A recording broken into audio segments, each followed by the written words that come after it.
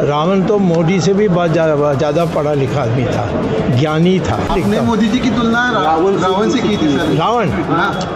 रावण से तुलना नहीं की। ट्वीट किया मैंने कहा कि लाइक रावण, दैट मीन्स वो अहंकार में कई चीज़ कर रहे हैं।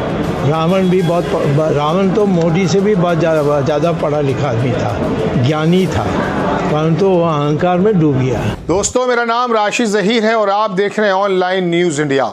सुब्रमण्यम स्वामी भारतीय जनता पार्टी के सांसद भी हैं और यदा कदा सरकार की बातों पर बोलते भी रहते हैं। काबिल आदमी, इसमें कोई दो राय नहीं है।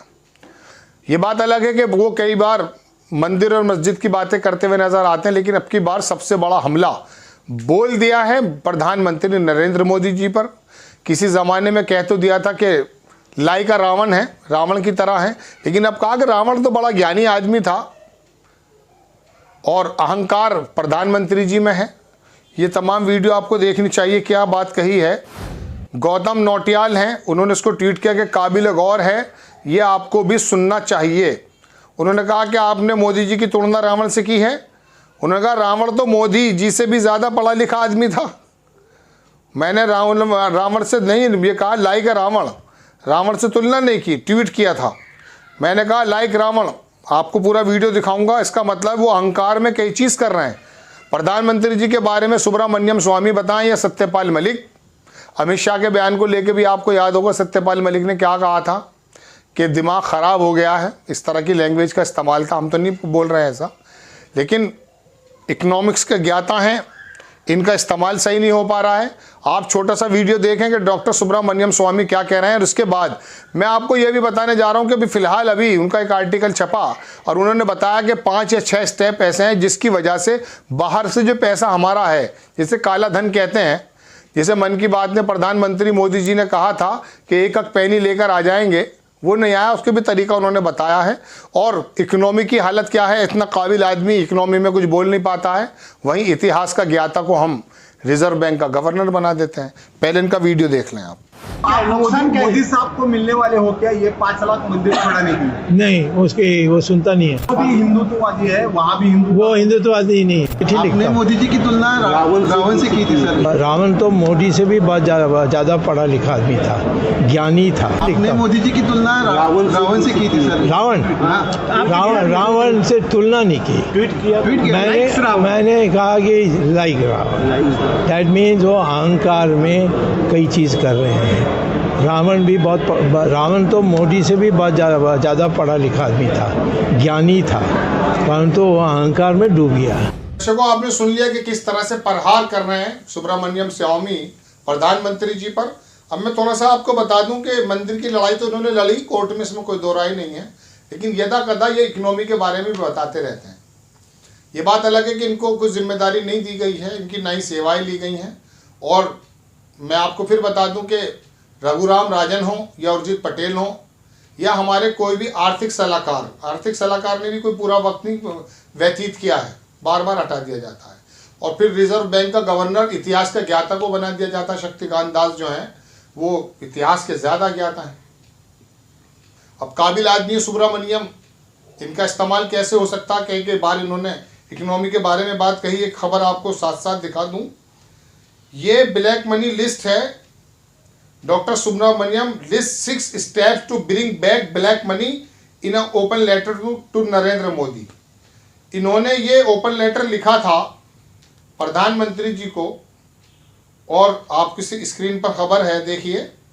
इसके अंदर इन्होंने दर्शकों 2014 में लिखा था कि आपको 6 तरीके बताता हूं मैं, जिसकी वजह से आप ब्लैक मनी लेकर आ सकते हैं। चूंकि प्रधानमंत्री जी ने कहा था कि मैं एक पैसा ले आऊँगा और 15-15 लाख रुपए आ जाएंगे, लेकिन हालात अर्थव्यवस्था के कैसे हैं इसके बारे में आपको तो सुनने का समय ही नहीं है।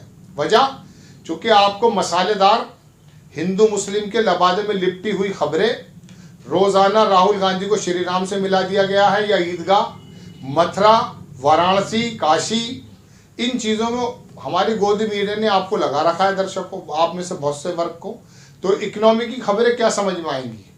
बड़े बड़े इकोनॉमिक्स के लोग बता रहे हैं।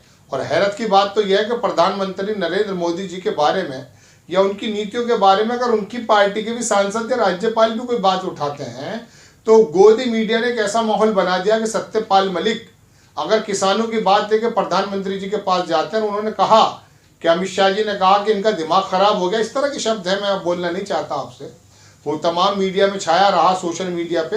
लेकिन लोगों का टेंडेंसी ऐसी बना दी गई है कि राहुल गांधी की टी शर्ट पर तो जिक्र चलेगा कई घंटे कई दिन, लेकिन सत्यपाल मलिक इतनी बड़ी बात अगर बोल रहे हैं कि किसानों के खिलाफ हैं केंद्र की नीतियां, उसको नहीं बताया जाता है। हालांकि सत्यपाल मलिक उन्हीं की पार्टी के थे गवर्नर, और ये तो सांसद हैं, इनको भी ऐसा बना दिया गया कि जैसे ये शायद घर में रह करके घर से गद्दारी करते हैं, इस तरह का एक माहौल बना दिया गया है।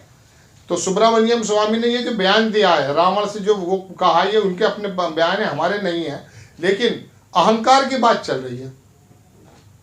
अहंकार की बात ये दर्शकों मुझे याद आ जाती, चूंकि सुब्रमण्यम स्वामी का जिक्र है, इकोनॉमी का जिक्र बताता हूं मैं आपको।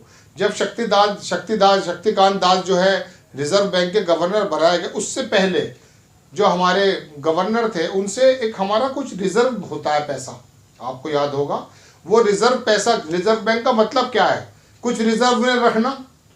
लगभग 1.5-2 लाख करोड़ रुपया वो मौजूद था। वो पैसा कभी खर्च नहीं किया जाता सिवाय उन मौकों के जब कभी देश में कहत यानी कि बहुत बड़ा सूखा पड़ जाए, दूसरा देश आक्रमण कर दे, उस जमाने में वो पैसा रखा जाता है।